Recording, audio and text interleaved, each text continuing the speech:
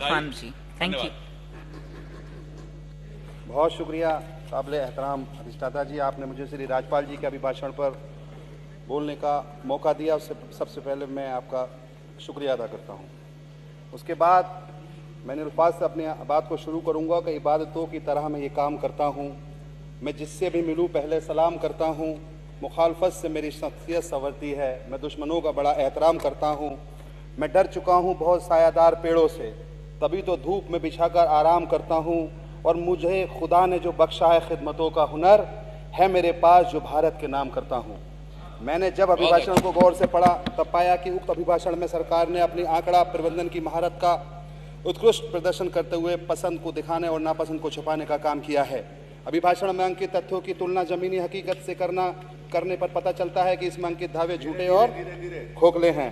प्रदेश के लोग महंगाई, गरीबी, बेरोजगारी, खराब स्वास्थ्य सेवाएं, शिक्षा क्षेत्र, उपेक्षा, मानवाधिकार उल्लंघन, भ्रष्टाचार, पुलिसी अत्याचार, जाति धर्म के नाम पर भेद और हिंसा आदि से त्रस्त हैं।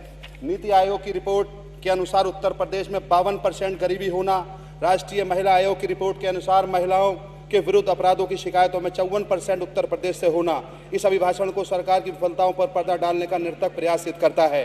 पीड़ित लोगों को इंसाफ नहीं मिलने तथा सरकार विरोधी लोगों को, विपक्षी विधायकों को झूठे मामलों में फंसाने से प्रदेश भर में निराशा और भय का वातावरण पैदा हुआ है।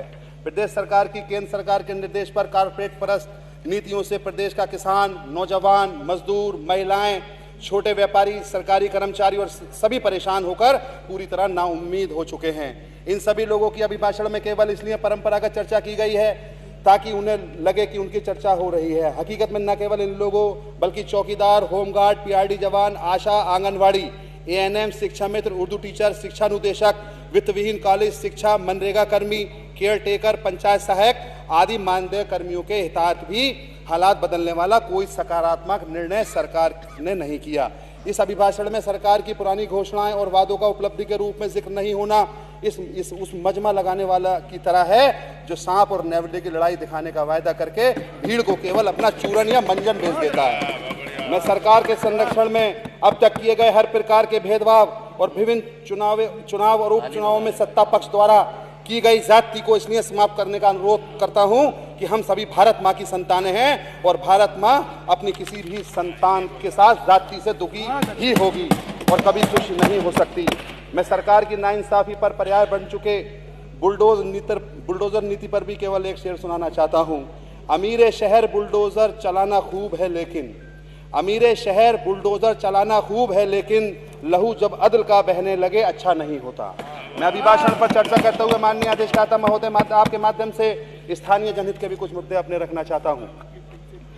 मैं मुख्यमंत्री जी की प्राथमिकता वाली योजना अटल आवासीय योजना मेरी विधानसभा में है। वो बहुत शानदार, मैंने क्योंकि ज़मीन मुहैया कराई थी, मैं खुशनसीब हूँ कि मेरे यहाँ अटल आवासीय विद्यालय बन रहा है, लेकिन वहाँ पर उसको NH 509 से जोड़ने के लिए वहाँ जरगांव स्टेशन से वहाँ कोई व्यवस्था नहीं की गई है। तहसील बिलारी क्षेत्र के किसानों की कृषि उपज का स्थानीय स्तर पर बेहतर मूल्य दिलाने के लिए मंडी समिति वहाँ स्वीकृत हो चुकी है, गजट भी जारी हो चुका है। मेरे वालिद साहब जब विधायक हाजी मोहम्मद इरफान साहब विधायक थे, अखिलेश यादव साहब मुख्यमंत्री थे, तब उन्होंने गजट मंजूर कर दिया था, लेकिन इस सरकार ने अभी तक कोई धन जारी नहीं किया है। जिला मुरादाबाद के सीमावर्ती पिछड़े क्षेत्रों में बिलारी सरथल मार्ग से दारनी बिलारी मार्ग को जोड़ने तथा नया मार्ग को चौड़ीकरण करने का भी सुझाव इसमें नहीं रखा गया है। छात्राओं की उच्च शिक्षा हेतु राजकीय डिग्री कॉलेज की स्थापना की जाए। सामुदायिक स्वास्थ्य केंद्र बिलारी में डॉक्टरों की कमी है, उन्हें पूरा कराया जाए। जनपद मुरादाबाद में और बिलारी में कोई ट्रॉमा सेंटर नहीं है, उसका भी कोई जिक्र नहीं किया गया है। राजकीय इंटर कॉलेज नगलिया जट, राजकीय इंटर कॉलेज थामला और जो भी राजकीय इंटर कॉलेज हैं उसमें वहां पर पदों के सापेक्ष भर्ती की जाए। तहसील बिलारी की सबसे बड़ी ग्राम पंचायत रुस्तमनगर सहसपुर को नगर पंचायत का दर्जा दिलाया जाए, उसका भी सारे की प्रक्रिया पूरी हो चुकी है, लेकिन अभी तक सरकार ने उस पर कोई ध्यान नहीं दिया है। शिक्षा मित्रों के मानदेय में वृद्धि की जाए। खेल प्रतिभाओं को आगे लाने के लिए एक मिनी खेल स्टेडियम की स्थापना की जाए। विचेटा के चौराहे से डारनी मार्ग तक सड़क का चौड़ीकरण किया जाए। NH 509 द्वारा बनाए आगरा नेशनल हाईवे पर बिलारी से आरिल नदी तक नाले को जोड़कर सुचारू किया जाए।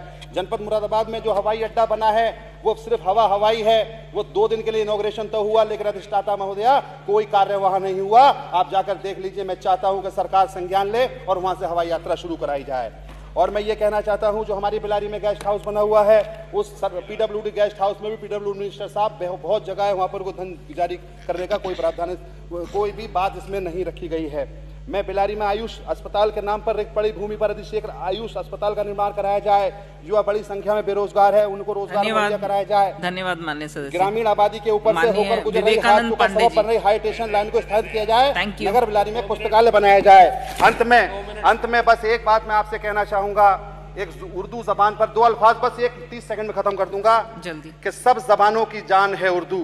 कितनी प्यारी जबान है उर्दू, सारे अल्फाज कीमती गौहर, जौहरी की दुकान है उर्दू।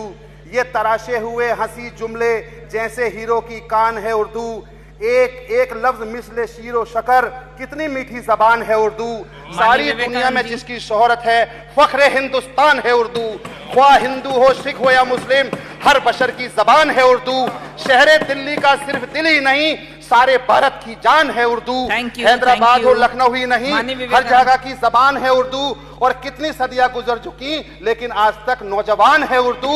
उर्दू के जो मुखालिफ हैं, उनके घर की भी जबान है उर्दू। और बड़ी बहन है हिंदी और छोटी बहन है उर्दू। और एक आखिर में छोटी सी गुजारिश, विवेकानंद पांडे जी।